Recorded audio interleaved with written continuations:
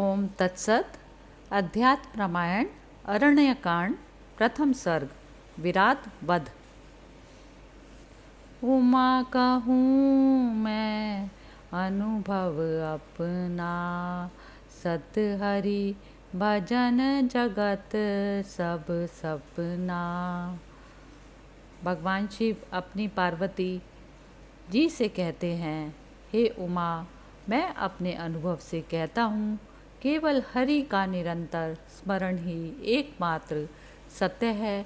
बाकी इस जगत में सब कुछ केवल स्वप्न मात्र है। श्री महादेव जी पार्वती जी से बोले, उस दिन अत्रि मुनि के आश्रम में ही रहकर दूसरे दिन प्रातःकाल स्नान करने के बाद श्री रघुनाथ जी ने मुनिवर की सम्मति से चलने की तैयारी की।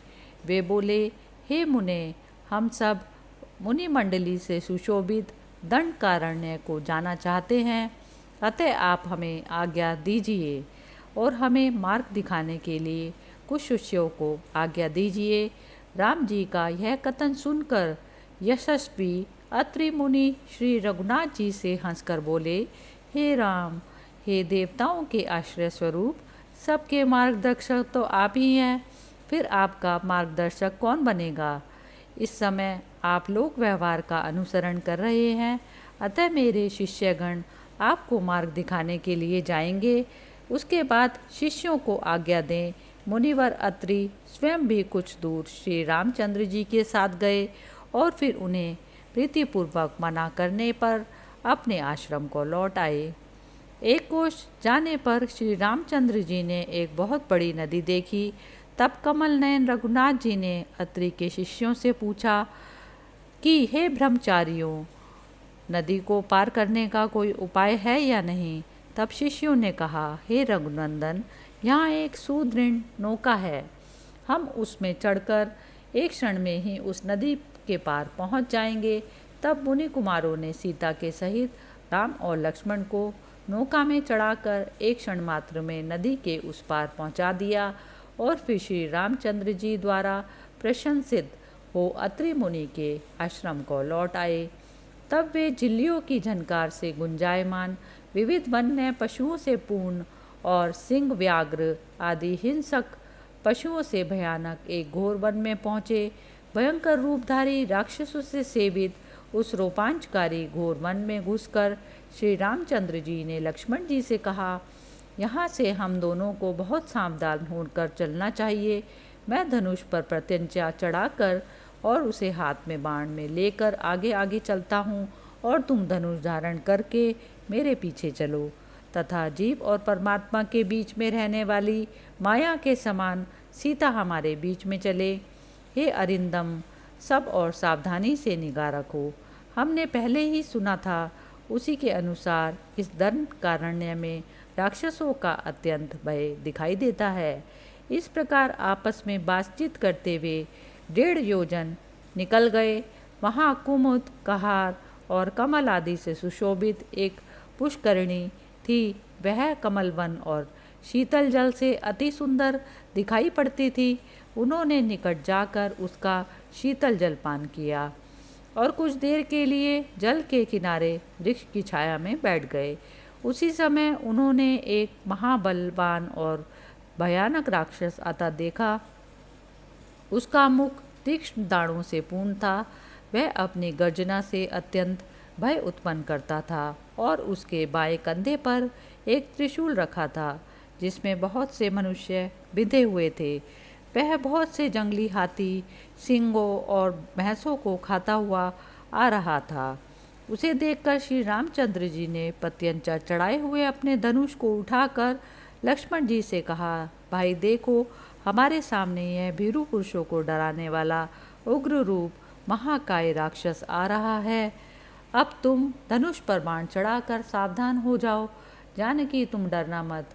ऐसा कहकर श्री रामचंद्र जी धनुष पर बाण चढ़ाकर पर्वत के समान निश्चल होकर खड़े हो गए।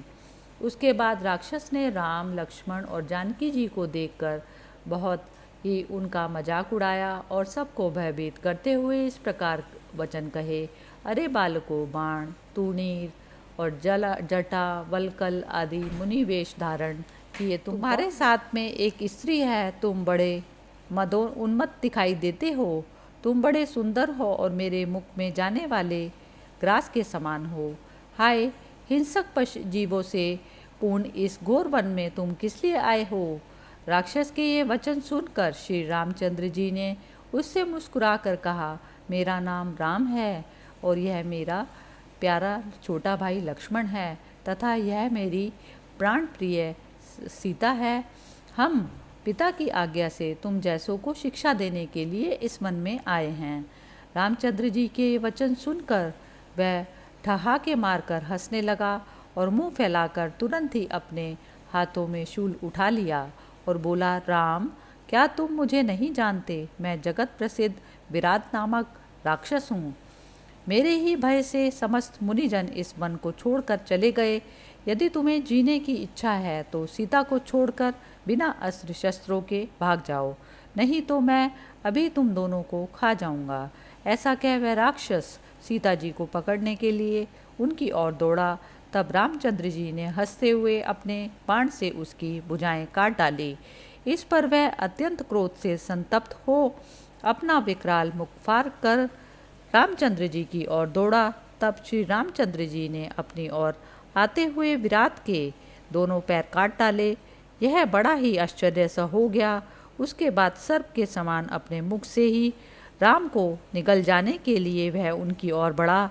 तब भगवान राम ने एक अर्धचंद्राकार बाण से उसका महान सिर काट डाला। तब वह रुधिर से लथपथ होकर तत्काल पृथ्वी पर गिर पड़ा। इस प्रकार उसे मरा देख श्री सीता जी ने रघुश्रेष्ठ भगवान राम का आलिंगन कर उनकी बुरी बुरी प्रशंसा की। उस समय आकाश में देवगण दुदुम्बी भी बजाने लगे, अप्सराएं प्रसन्नतापूर्वक नाचने लगी और गंधर्व तथा किन्नरगण गाने लगे। इस समय विराट के मृत शरीर से आकाश स्थित सूर्य देव के समान सुंदर वस्त्रों से सुशोभित और तपाए हुए सुवर्ण अलंकारों से सुशोभित अति सुंदर एक पुरुष प्रकट हुआ।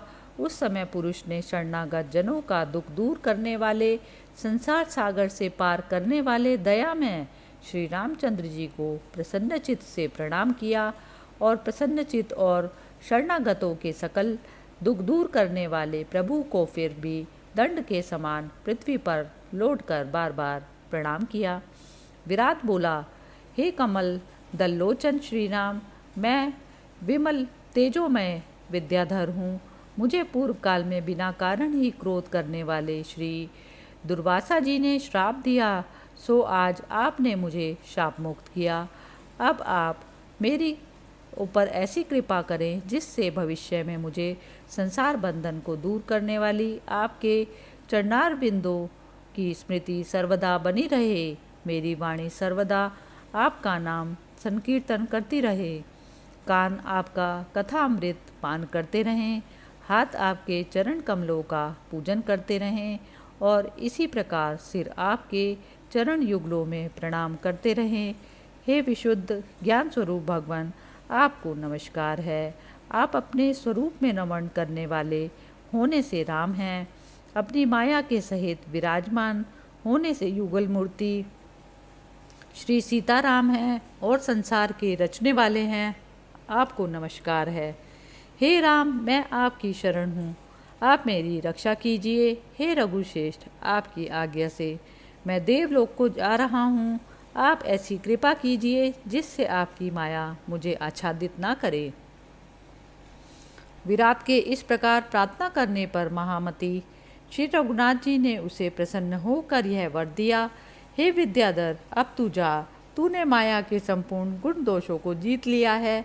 तू ज्ञानियों में श्रेष्ठ है और मेरे दर्शन के प्रभाव से तू तुरंत ही मुक्त हो गया।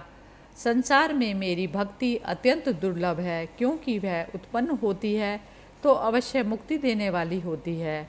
तू मेरी भक्ति से संपन्न है, इसलिए मेरी आज्ञा से तू परम धाम को जा। इस प्रकार श्री रामचंद्र जी ने भयंकर राक्षस का वध किया, उसको शाप से मुक्त किया, उसको वरदान दिया और पुनः विद्याधरत्व प्राप्त कराया। जो पुरुष इन लीलाओं के कीर्तन द्वारा श्री राम जी की स्तुति करता है वह अवश्य संपूर्ण अभिलक्षित पदार्थों को पाता है।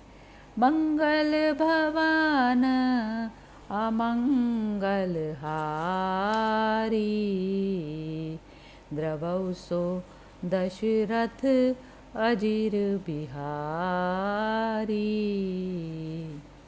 इति श्री मद अध्यात्म रामायणे उमा महेश्वर संवादे अरण्यकांडे प्रथम सर्ग समाप्तः। हरि ओम तत्सत्।